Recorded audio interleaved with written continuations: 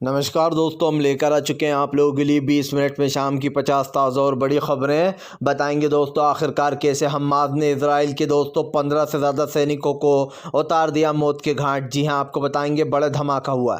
वहीं पर प्रधानमंत्री नरेंद्र मोदी के खिलाफ भड़के कपिल सिब्बल बोले फिलहाल बीजेपी देश के संविधान को ख़त्म करना चाहती है, तभी तमाम सांसदों को बाहर निकाला गया। बताएंगे क्या बोला और आखिरकार कैसे। दोस्तों, अखिलेश यादव ने अब घेर लिया है पूरी बीजेपी को, कहा पीडीआई हराएगा बीजेपी को। आखिरकार क्यों राहुल गांधी की भारत जोड़ो यात्रा 2.0 की हो रही है इतनी चर्चा, 24 से पहले राहुल करने वाले बड़ा गेम। और बताएंगे कैसे मुजाहिदीनों ने दोस्तों इजरायली सैनिकों को उतार दिया है मौत के घाट। तो तमाम मुद्दों पर बात होगी, लेकिन उससे पहले अगर आपने अब तक हमारे चैनल को सब्सक्राइब नहीं किया है जल्दी से कर लीजिए। पास में घंटी आएगी, इसको भी दबाइए ताकि हर वीडियो की अपडेट आपको मिलती रहे। दरअसल दोस्तों, आपको बताते चले फिलहाल इस वक्त एक बड़ा झटका लगा इजराइल को। रेडिडेंस फोर्स जो है दोस्तों, उसको भारी सफलता मिली है।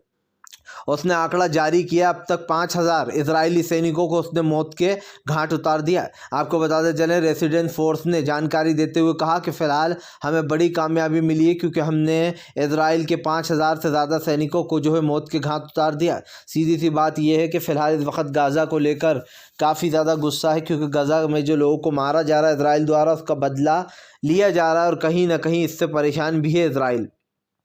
आपको बताते चले प्रधानमंत्री नरेंद्र मोदी देश के लोकतंत्र को ख़त्म करना चाहते हैं। उन्होंने कहा कि धनखड़ का मजाक कोई बड़ा मुद्दा नहीं है। कपिल सिब्बल ने कहा कि धनखड़ का मजाक किया गया वो दिखाई दे रहा है, लेकिन खुद कितनी बार प्रधानमंत्री ने संसद में खड़े होकर लोगों की मिमिक्रियाँ की हैं। यही नहीं, आपको बताते चलें यहाँ पर कपिल सिब्बल ने कहा कि जिन राज्यपालों को सर पर बिठाया जाता है, जो लोग बिलों को आगे नहीं बढ़ने देते हैं, संविधान का उल्लंघन कर रहे हैं, वो भी तो उस पद की गरिमा का अपमान ही है। दोस्तों, हंसना दिखाई दे रहा है, लेकिन जो आप बिल रोक लेते हो मुख्यमंत्रियों के, जैसे कि जगदीप धनखड़, इससे पहले अभी तो स्पीकर बना दिए गए, लेकिन इससे पहले वो पश्चिम बंगाल के राज्यपाल थे जब वो ममता बनर्जी के हर काम में टांग अड़ाते थे। आपको बता दे चले दोस्तों, फिलहाल हमास ने कर दिया साफ, नहीं करेंगे जो है यहाँ पर सीज़ फायर। दरअसल आपको बताते चले सीज़ फायर को लेकर हमास ने अपना रुख साफ कर दिया है कि उसको 7 दिन का सीज़ फायर नहीं चाहिए। हमास ने कहा कि अगर 7 दिन के सीज़ फायर की बात हुई तो वो इसको सपोर्ट नहीं करेगा। सीधी सी बात ये दोस्तों कि फ़िलहाल अभी एक चीज़ हमें दिखाई दे रही है, और वो क्या है कि यहाँ पर जो सीज़ फायर है उसको लेकर तमाम तरीके की बातें की जाती हैं कि सीज़ फायर लगा दिया जाए, लेकिन सीज़ फायर का मतलब क्या होता है? सीज़ फायर से फ़ायदा क्या दोस्तों? 7 दिन बाद आप फिर से वही शुरू कर दोगे, फिर से आप मासूम गज़ा के लोगों को मारोगे। यही कारण है जो हमास ने 2 टूक मना कर दिया है कि फ़िलहाल सीज़ फायर नहीं, युद्ध विराम पर बात करेंगे अगर करना है तो। आपको बताते चले दोस्तों, अखिलेश यादव ने बीजेपी को लपेटा। अखिलेश बोले इस बार पीडीए तुम्हें 80 से हराएगा, 80 का नारा ही बीजेपी को सत्ता से करेगा बाहर। दरअसल दोस्तों, कुछ मीडिया तो ऐसी भी है जो आजकल प्रोपेगेंडा बना लेती है कि यहाँ पर इंडिया की बल्ले बल्ले, इधर इंडिया गठबंधन की बल्ले बल्ले, जबकि आप समझिए इनके सारे के सारे सर्वे फालतू के होते हैं, क्योंकि एक भी सर्वे इनका सटीक नहीं बैठा।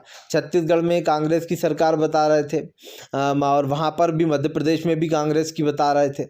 इन लोगों के तमाम सर्वे फेल हो गए थे। सच्चाई ये है दोस्तों कि इस वक्त इंडिया गठबंधन 24 की रेस के लिए पूरी मेहनत में लगा हुआ है, और यही कारण है जो अखिलेश ने नारा दे दिया है कि वो यूपी से ही 80 जिताएंगे और इसीलिए भाजपा सड़क पर आएगी। सीधी सी बात यह है, एक बार लोकसभा से बीजेपी गई दोस्तों कि धीरे धीरे कर उसका सारा जो राज्यों में सरकारें बनी हुई हैं वो उतरना शुरू हो जाएंगी। बस एक बार बीजेपी किसी भी तरीके से दोस्तों लोकतंत्र तरीके से बाहर हो जाएगी ना सत्ता से, तो जनता का भी भला होगा और इस देश का भी, क्योंकि जाहिर सी बात है इस वक्त देश में जो काम किए जा रहे हैं वो बहुत ही गलत है। देखकर आपको खुद को गुस्सा आता है कैसे कैसे बिल पारित हो रहा है। आप समझिए हर ऐसी चीज़ की जा रही है जिससे कहीं ना कहीं लोगों को जात पात और धर्म का ज़्यादा इनमें वो बढ़ती जाए खाई। आपको बताते चले दोस्तों, फिलहाल भारतीय जनता पार्टी सिर्फ एक की सुनती है, लेकिन हमारी कांग्रेस में जो है यहाँ पर हम सबके साथ बैठकर सहमति बनाते हैं। जी हाँ, आपको जयराम रमेश का बड़ा बयान।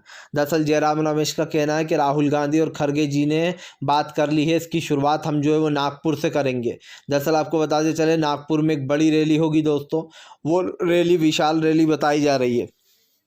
जयराम रमेश ने बताया कि अब सीट शेयरिंग पर बहुत जल्दी बात बनने वाली है, क्योंकि सीट शेयरिंग को लेकर मल्लिकार्जुन खड़गे और राहुल गांधी जी ने बात की है। और अब सीट शेयरिंग का जो मामला था दोस्तों, इसको बस अब निपटाया जाएगा, यानी कि अब जल्द से जल्द इस मामले को सॉल्व किया जा रहा है। और इसका सबसे बड़ा रीज़न भी मैं आपको बता दूं। दरअसल आप भी जानते हैं कि एक बहुत बड़ा मैटर है, और ख़ास कर दोस्तों जब भी इन चीज़ों की बात निकल कर सामने आती है, इन तमाम चीज़ों की, तो ये तो सामने हो ही जाता है कि फ़िलहाल हाँ ये बड़े मैटर हैं। तो अब सीट शेयरिंग का जो बड़ा मैटर है उसको सुलझाया जा रहा है, और अब इस पर बात कर सीट शेयरिंग कर ली जाएंगी, क्योंकि अब ज़्यादा समय बचा नहीं है, ताकि दोस्तों सब लोग अपने अपने तरीके से प्रचार भी शुरू कर सकें। अब 24 में देखा जाए तो ज़्यादा समय नहीं है, मुझे तो लगता है अभी से ही प्रचार शुरू करना होगा, मेहनत शुरू करनी होगी, तब कहीं जाके 24 में हमारी जीत होगी। आपको बता दे चले दोस्तों, फिलहाल अब स्पेन से ही भिड़ गया अमेरिका। स्पेन ने कर दिया हूतियों के खिलाफ लड़ने से मना, तो अमेरिका स्पेन से ही ले रहा है बदले। दरअसल आपको बता दे चले दोस्तों, बताया जा रहा है अमेरिका और स्पेन में भिड़त हो गई है, क्योंकि स्पेन ने जो है साफ साफ कह दिया है कि वो यहूदियों के खिलाफ नहीं लड़ेगा, हूती विद्रोहियों के खिलाफ, सॉरी, उसने कहा है कि वो हूती विद्रोहियों से नहीं लड़ेगा। जबकि अमेरिका ये कह रहा था कि फ़िलहाल तमाम देशों को साथ आना चाहिए, और जो हूती विद्रोही लगातार जो है हमारी शिपों को निशाना बना रहा है, इसको रोकना चाहिए। दरअसल दोस्तों आपको बता दे चले, हूती विद्रोही एक के बाद एक बड़ी शिपों को अपना निशाना बना रहा है, जिसके बाद ये सब कुछ देखकर अमेरिका परेशान है। आपको बता दें अब ये मैटर सुलझता हुआ नहीं और उलझता हुआ नज़र आ रहा है। आपको बता दें दोस्तों, फिलहाल भारतीय जनता पार्टी के ऊपर जमकर गरजे अरविंद केजरीवाल बोले बीजेपी सिर्फ आम आदमी पार्टी को ख़त्म करने का सोचती है, लेकिन हम कभी भी बीजेपी की ये मंशा कामयाब नहीं होने देंगे। उन्होंने कहा कि बीजेपी कितनी भी कोशिश कर ले, वो हमारे को नहीं रोक सकती। केजरीवाल ने कहा कि आज तमाम जितने भी विपक्ष के नेता, उन सब के साथ यही किया जा रहा है। यही नहीं, केजरीवाल ने कहा कि विपक्ष के नेताओं के ऊपर कार्रवाइयाँ बिठाई जाती हैं, और ख़ास कर ये जो भी चीज़ें होती हैं उसको लेकर केजरीवाल ने बीजेपी को ही लपेटा। अरविंद केजरीवाल ने कहा कि भारतीय जनता पार्टी सिर्फ विपक्ष का बुरा चाहती है और उसको रोकना चाहती है, लेकिन विपक्ष रुकने वाला नहीं है। जाहिर सी बात है दोस्तों, ये बड़े नाते हो चुके हैं अगर देखा जाए तो।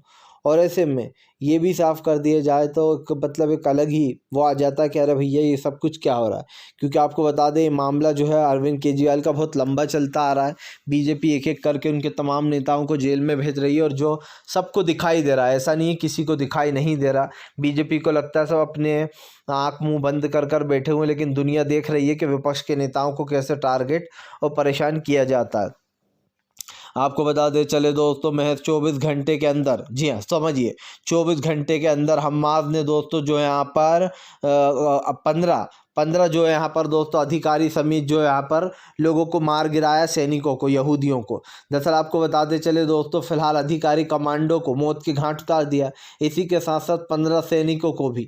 आपको बताते चलें, इस वक्त जो यहाँ पर मुजाहिदीनों पर गुस्सा चढ़ा हुआ है, और मुजाहिदीनों ने ही यहूदी सेना के दोस्तों अधिकारियों की हत्या कर दी है। सिर्फ 24 घंटे में 15 से ज़्यादा जवान मारे गए हैं। आपको बताते चले, इजराइल जो है दोस्तों वो लगातार पिछड़ता चला जा रहा है। इजराइल खुद ये के बात को एक्सेप्ट कर रहा है कि उसको इस लड़ाई में बहुत कुछ खोना पड़ रहा है। सीधी सी बात ये है कि अब ये जंग रुकती हुई नज़र तो नहीं आ रही है, लेकिन एक चीज़ साफ़ है दोस्तों कि तबाह तो हो ही रहा है इजराइल, और इजराइल की बर्बादी दुनिया देख रही है। क्योंकि इजराइल ये समझ नहीं पा रहा है दोस्तों उसके साथ हुआ क्या है। इजराइल ने ये सेना लड़ाई शुरू तो की थी, पर तब उसे ये नहीं पता था कि उसका इतना बड़ा अंजाम होने वाला है, और यही कारण है जो पूरी यहाँ पर मुश्किलें बढ़ चुकी हैं। आपको बताते चलें, असदुद्दीन ओवैसी ने सिद्धरमैया पर साधा निशाना।